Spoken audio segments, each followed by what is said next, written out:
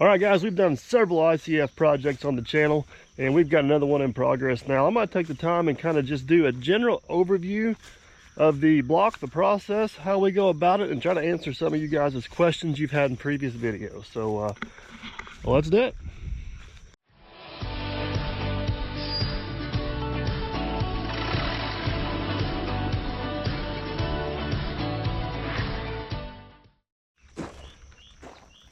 All right, guys, so this is going to be ICF 101. Just going to do a little quick overview of the process. First thing let's talk about is the block.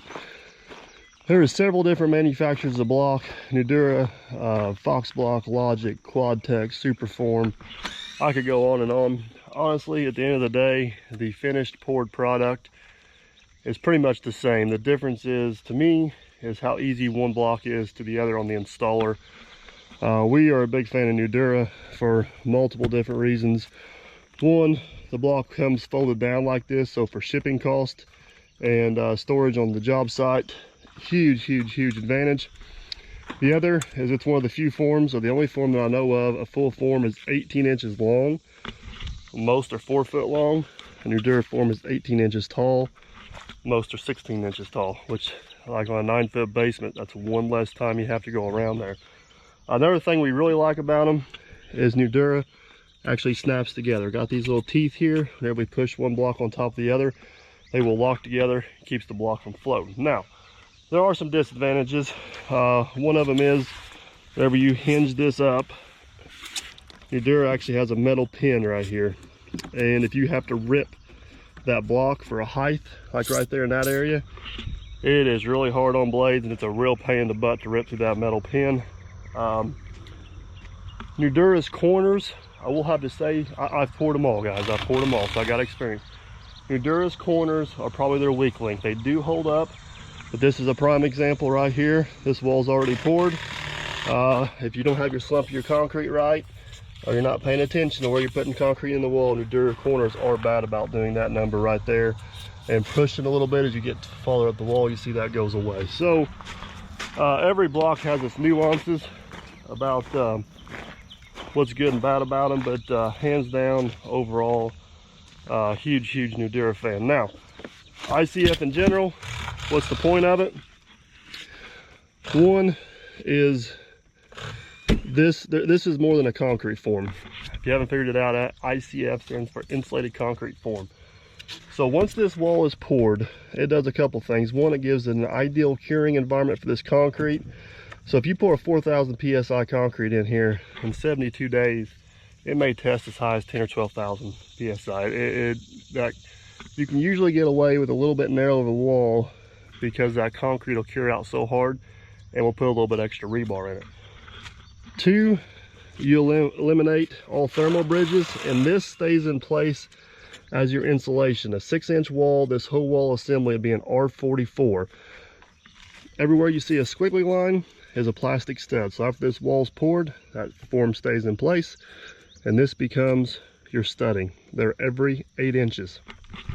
That's twice as many studs as you'd have on a 16-inch center framed wall. Now, everybody says plastic studs, oh my goodness, they're junk, you can't attach anything to them.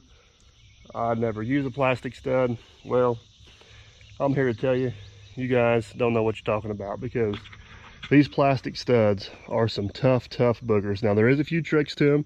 The two main one is you want to use the coarsest thread screw you can find. The coarser the better. They hold the best, and you cannot strip the screw out. You just can't run it in and spin it out. If you run it in tight and don't pull it out,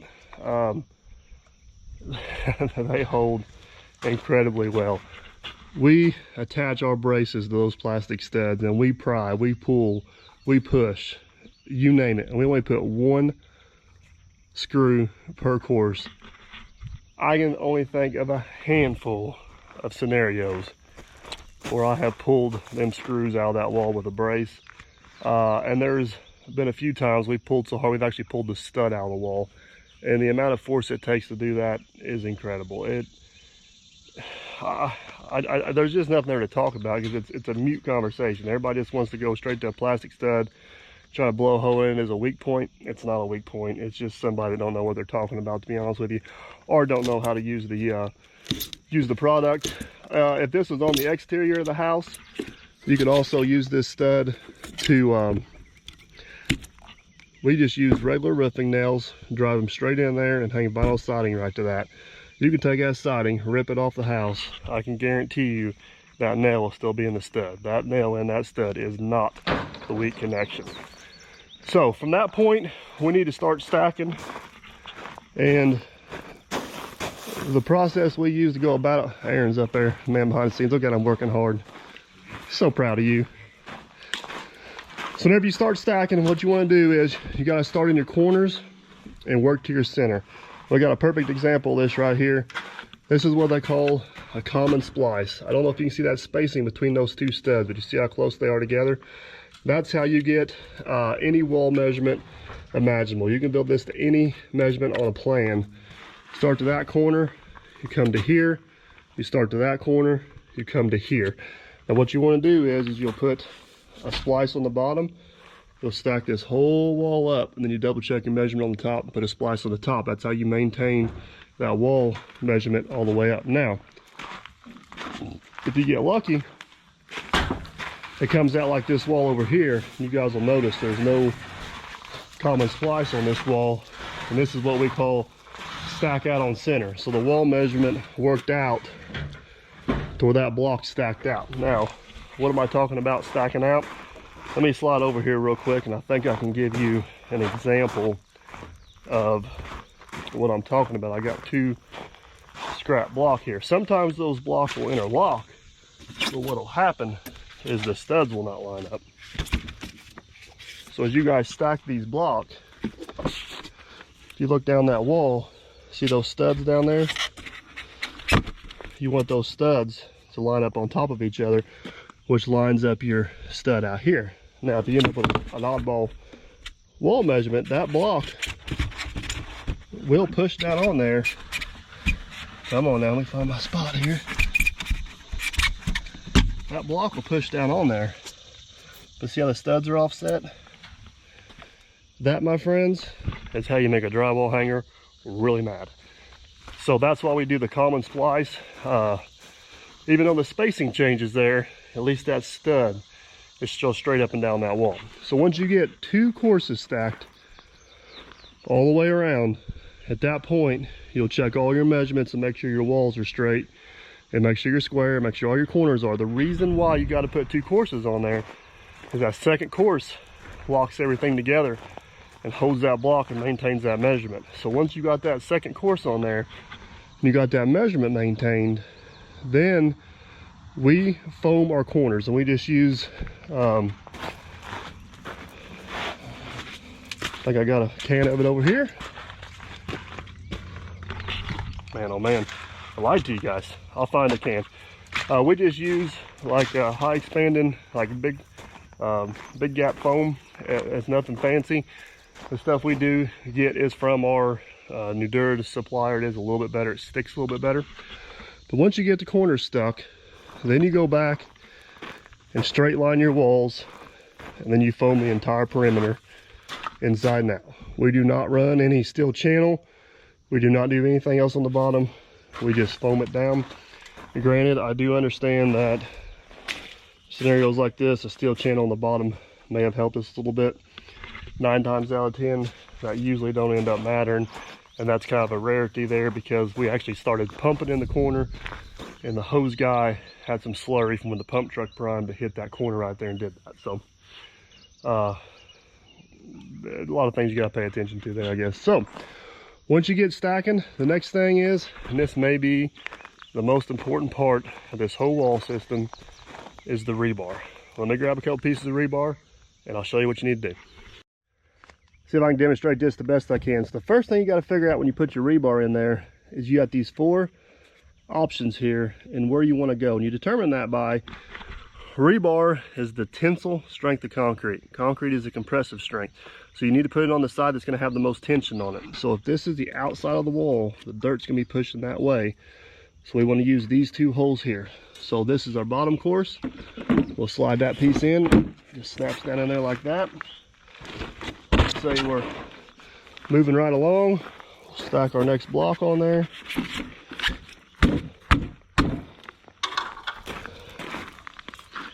And then once we come up this next course, we're going to alternate over to this one. And if we're going to go up a third course, we go back to this. But what this allows is whenever you go to put your vertical in later, it'll thread right down between there like that. And that rebar will hold your vertical in place like so. It works really well. Now, we put 1/2 inch bar every 18 inches. We put vertical every 18 inches, which is every 5th hole. All right, so now you got your walls all stacked out. Actually, what we do is we usually stack up 4 courses and then we'll install our braces. Now, we actually use a mono brace system. We can make a whole video over braces. There's mono brace, there's giraffe, there's plum brace, there's all kinds of different braces. I've got mono brace and giraffe.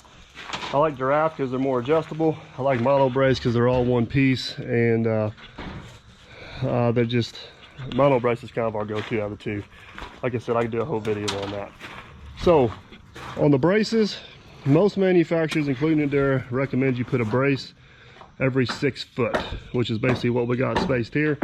We use a 2x10 as our walk board. We got 12 foot 2x10, so if you put it every 6 foot, that works out pretty well. Now, I've covered this extensively in a lot of other videos, and you guys, if you want some more detail on this, you'll have to go back and look. But the arm on this is adjustable.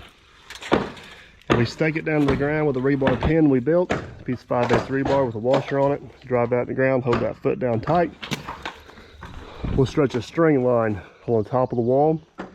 This is probably the most crucial part about pouring, is that wall needs to be cambered in 1.5 inches to 2 inches in the center.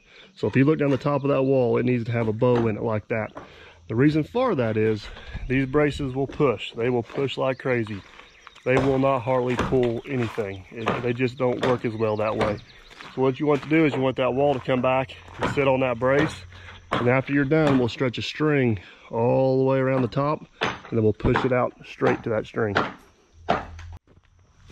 All right, guys, so once we get the walls stacked up and we are to height, what we do, and this is kind of an extra step. Probably about 50% of the installers do this and 50% don't, but we actually screw a 2x4 stiff back on edge around the top of the wall. The purpose of that is, like I said, these walls are already poured, but it just helps keep it straight between those braces, and man, it sure makes a really nice wall. But once you get stacked up, keep in mind you're going to have that bowed in just a little bit. We usually make 3 passes around with the pump truck. I will check those braces in between each pass to make sure they're continuing to lean in. They're sitting back on the brace and not pulling out. Probably the question I get asked the most is vibration. You can use internal vibration. We do not. The reason why, we use external vibration, and you guys see my external vibrator, fits on a drill. It works exceptionally well. I get asked all the time where I got it from. I bought it from Holdfast Technologies, which I think got it from Winlock. I don't even know if they're still available or not. If they're not, it's a shame, because it is a super handy tool for a lot of different things. But the reason why we don't use a tremendous amount of internal vibration is, this is probably a good example. There is a stud right here. So getting consolidation on the end of that wall will be very difficult, and as you can see, we did a pretty good job of that. The other is, if you ever hang drywall on these, if you use much internal vibration, the wall looks straight, but in between each one of these studs will be just the slightest bow. It makes it a little more difficult on the drywall hanger and the finisher.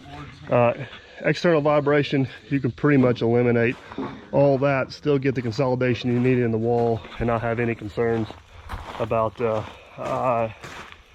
I've probably poured 400 plus basements, and I can't think of one void I've ever had. You just got to know your trouble spots. You got to pay attention to them, and you got to address them properly, and you should be good to go. Now, once those walls are poured, everything's vibrated, anchor bolts are in, everything's topped off. At that point, we'll go back and we'll start cranking those braces out, and we'll use that string line on top, and we'll get that wall exactly on that string line by adjusting those braces. Again, I've got this covered in some other videos, a little more detail. You want to work your way out in about 1/2 inch increments, and then you want to check it at least twice, sometimes a third time, just to make sure, because if you adjust one brace, it may affect the measurement on the brace behind you. But as you guys can see down through there, that's a 50-foot wall. I'd say it's within 1/8 of an inch from end to end. It looks really sharp. Last thing is waterproofing. Let's jump down and we'll cover that real quick. All right, guys, this is my preferred method of waterproofing. This is the Nudura membrane. You can also buy off brands of it. They also make Detra and some MDS and some other things, some spray-on stuff. This is quick and easy, and we've had extremely good luck with it. It's just a peel and stick membrane. It comes down the wall, it comes across the footer, and it terminates at the foundation drain. This right here is the foundation drain. That's the forma drain system. Again, I got several videos on forma drain. If you guys want to go back and look at them, please do. The whole trick to this system is this whole overdig needs to be filled with rock. Multiple different reasons. We got some nasty clay in this area. It helps protect the wall from freezing and thawing and the expansion of clay when it gets wet. And two, if that rock does its job, this is just an extra insurance policy. That water will get through that rock and get down here. Depending on the type of soil we're in, sometimes we do use some type of filter cloth. It just really kind of depends on where we're at, what we're doing. This is almost like shale rock around here. There's no need for it. This stuff don't really silt at all. We're in pretty good shape. But after that's all said and done, we usually will backfill the corners. Any wall over 20 foot, we will not backfill until the floor system is in, to do not put any undue pressure on it, because that floor system will help stabilize that. Our primary rock we use will be a number 5, what they call a 5 drainage. Pea gravel works better, but pea gravel is extremely expensive in our area. Number 5 drainage rock is relatively cheap, so that's usually the go-to. All right, guys, just to give you a reference here real quick, this is 130 foot of wall. We showed up here 2 days ago. The first day we formed and poured the footers and stacked the walls. The second day we come back, put on some strapping, adjusted some braces, did some miscellaneous stuff, and poured the walls. Left here about 2 o'clock. We're back for the third day. We'll be here for about 2 or 3 hours, wrapping up, cleaning up, and hauling out. So that's kind of a time frame of how fast these walls will go. You get a good crew, you get about 3 or 4 guys in a good crew, you can really knock it out and carry on with it. But I actually got some footage. Aaron, the man behind the scenes, got some footage of pouring this basement. So I'll let some of that play, and then we'll wrap this up. Oh no, you can see him up there, not Mr. Grumpy.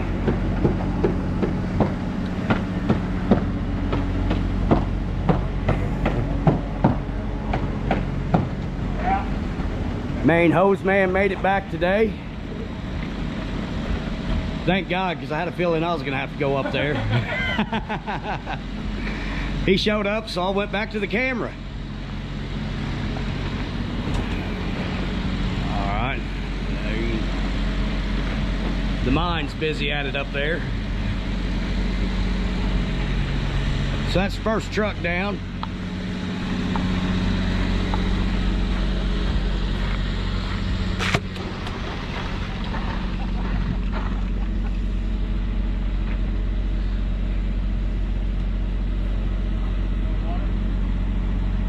You explain how this is going down?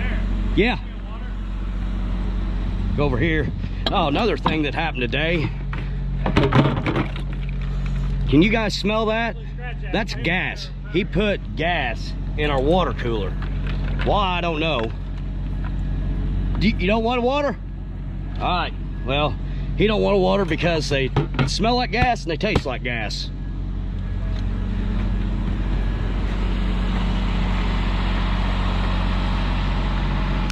Back at it again. Second truck's in. Jason's filling. What I'm doing here is just making sure that the concrete is making it to the second block up. Good. Trying to hear how hollow that is. And that's solid. good? All right, Matt's gonna take over.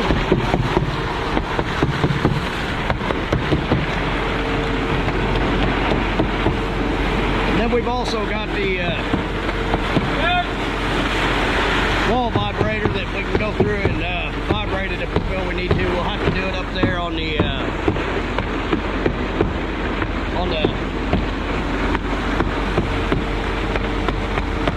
that thing.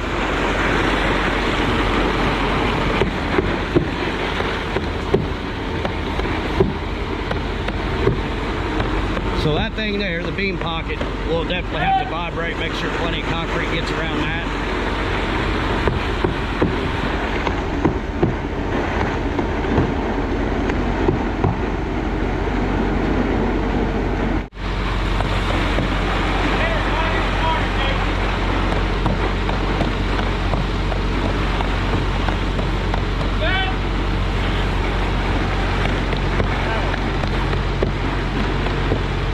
Now if you watched when he went around that corner, he does not put the hose directly over the corner. He goes 1 foot to 2 foot off of each side when he's filling that corner.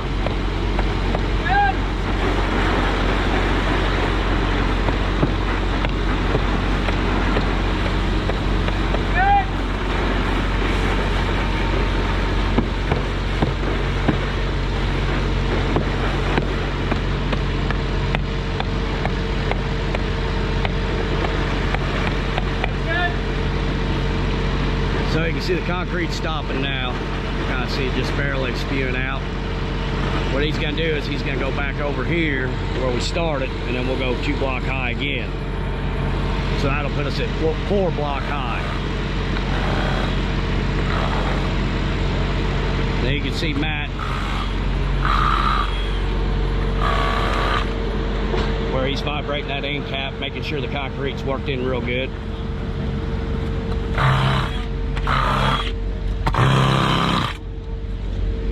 We only vibrate where the concrete is, so Yeah, quick vibration. yeah. So we don't want to go over 2 blocks. Correct. Yes.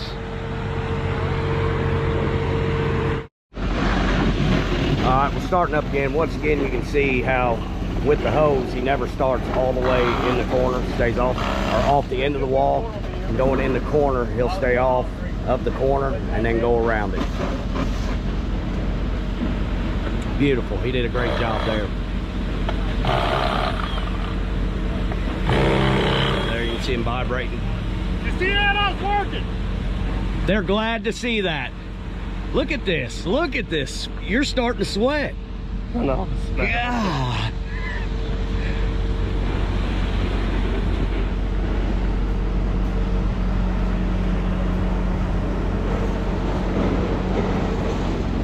Now that we're past the bottom 2 blocks, Jason, he can actually see the concrete. So now we don't need anybody down below watching it or finding it for him. He can get it all on his own now. So he'll basically just work around, get all the way around to the other side, and then come back over and start again. There we go. I always love this. I love this. This is always an argument right here. These two right here. I love it. Alright, I got you. Who's right this time? Huh? Who's right? Me as always. I think that depends on who you talk to. All right, 3rd truck is here. This is what I like to see. That guy right there getting ready to do something. I like seeing that. See, there you guys got a little bit of that grouchy face that we got to deal with. Just look at it.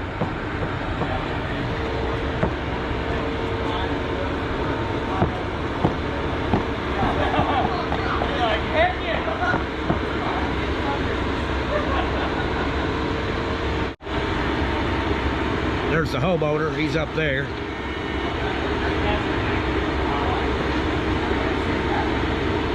Yep, I think he's pretty happy. He's enjoying it. We had to put him to work a little bit, but that's all right. I know him. I've known him for a while, so it's all good.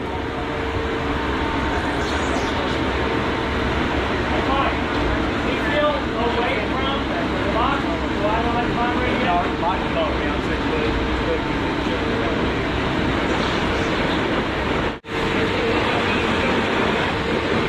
really good. Man, I'm glad Jason came back. We ain't had to do nothing. Jason's the man. Yes, he is. Well, we didn't have to do nothing. I don't know if we missed him as much as he missed us.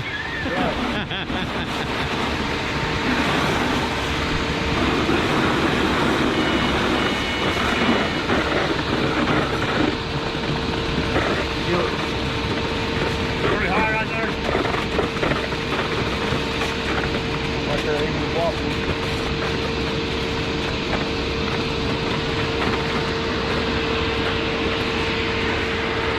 Now, see Jason hand the hose off to Mr. Dirt Perfect, and he'll walk it back around to the other side.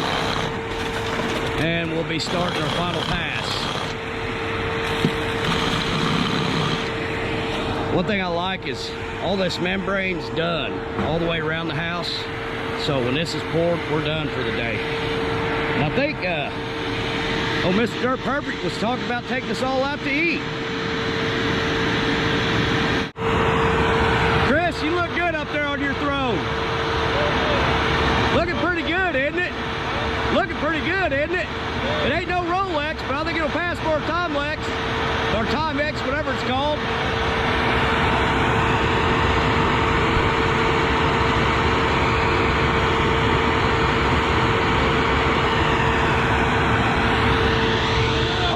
I'm gonna come up here. It's kind of like a... Yeah, I know it'd be above everybody. See, if you guys ever watch any motocross racing, supercross, they got the first, second, third. Well, they're second. This is first.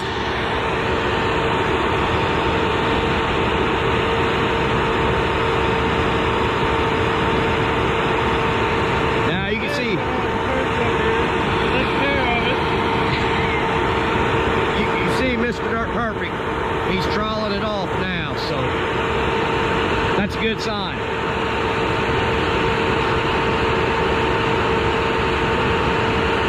Best part about it, I really ain't had to do anything on this pour besides hold this camera. I like it.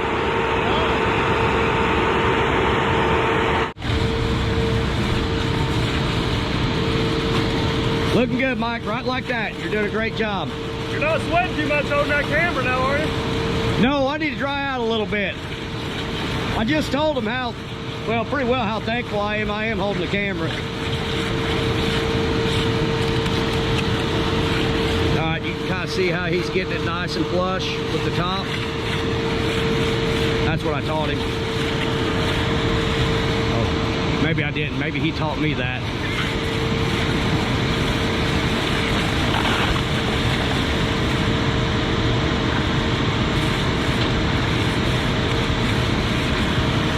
What I like about having Jason out here is he knows what to do. When he ain't got enough, he needs just a little bit, he knows how to whip it right back and get him just what he needs.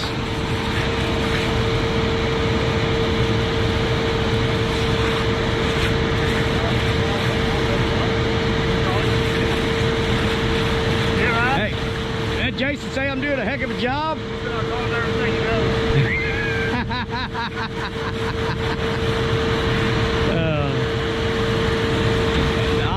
Guys, I'm telling you, it ain't even worth arguing. Alright, now the next step, what we're going to have going is Matt's up here. He's going to start putting anchor bolts in. That guy that I told you about in that white shirt that I'm not really for sure what position he's got out here, I just found out. He's the one that's making all the plans for this house. So he's going to get them started on where to lay these anchor bolts out. And then they can take off from there.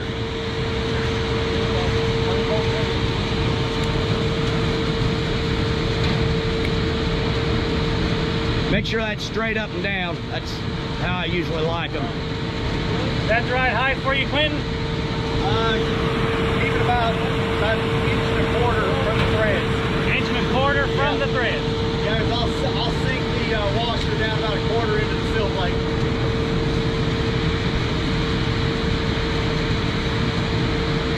Inch and a half, close enough?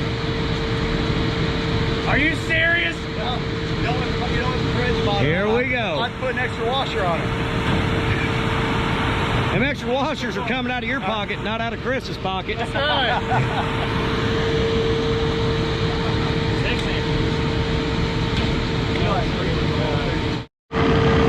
Alright, you see Mike right now, he's vibrating that beam pocket. What that does is works that concrete around the sides and down around it.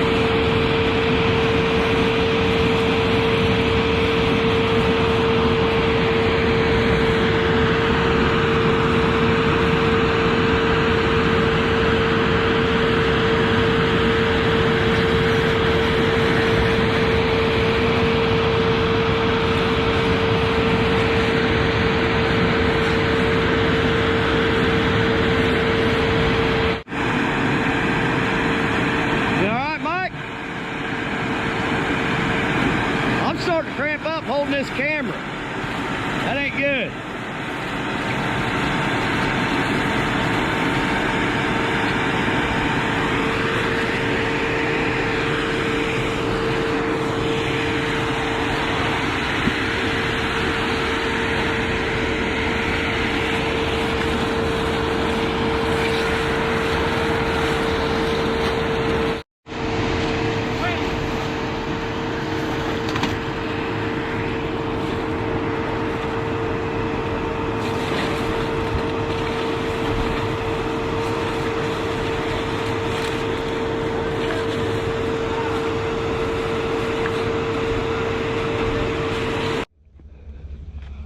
All right, guys, there it is. That's a wrap. It's all cleaned up. We are out.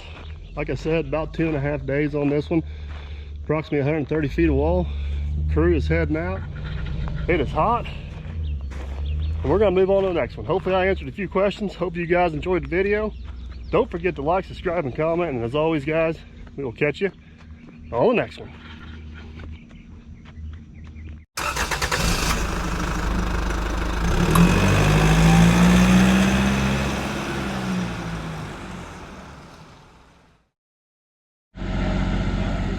Oh, we have battery life.